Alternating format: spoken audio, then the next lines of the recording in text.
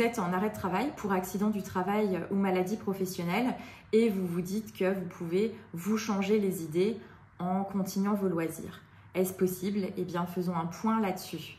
Quand vous êtes en accident du travail ou en maladie professionnelle, vous êtes en arrêt parce que votre état de santé ne vous permet pas de continuer vos activités professionnelles.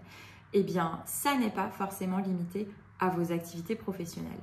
Prenons un exemple, si vous êtes en arrêt pour burn-out, donc une maladie professionnelle qui s'apparente à un burn-out, vous allez peut-être vous dire « je vais continuer d'aller jouer au foot tous les week-ends, d'entraîner une équipe de foot ». C'est un cas qui arrive assez souvent en pratique.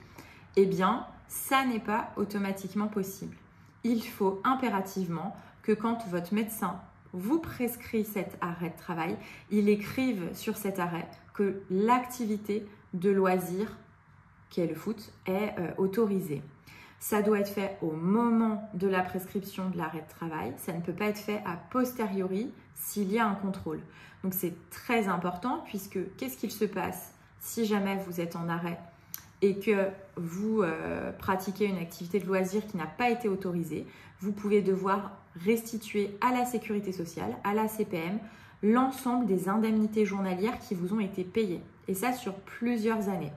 Donc, ce n'est pas une précaution qu'il faut prendre au pied de la légère, il faut plutôt la prendre au pied de la lettre. Il est très important, si vous avez une activité de loisir, qu'elle est importante pour vous, que vous la pensez compatible avec votre arrêt maladie et votre état de santé, d'en parler avec votre médecin pour qu'il vous y autorise.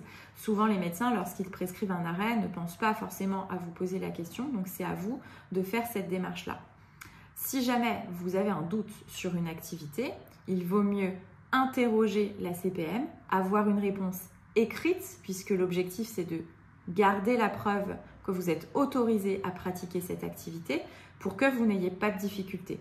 Puisque, encore une fois, si au bout d'une année, vous devez restituer l'ensemble des indemnités journalières qui vous ont été réglées, ça peut être extrêmement problématique. Ça s'examine au cas par cas, comme souvent. Donc, on peut être considéré comme des activités incompatibles avec un arrêt, repeindre sa maison, vidanger toutes les voitures de la famille.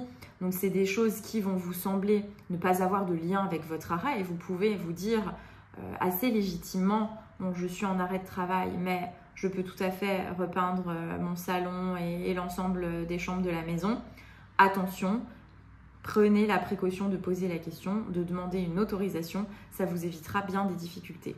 Si jamais vous voulez savoir si dans votre situation personnelle, vous êtes dans les clous ou pas, on peut vous aider pour ça par une consultation unique pour répondre précisément à vos questions. Prévenir, encore une fois, plutôt que de vous retrouver face à une demande de paiement que vous pourrez difficilement contester a posteriori, puisque comme je vous le disais, l'autorisation se fait en amont de l'activité. S'il y a un contrôle ou ça peut être une dénonciation, vous ne pourrez plus faire régulariser a posteriori. À très bientôt.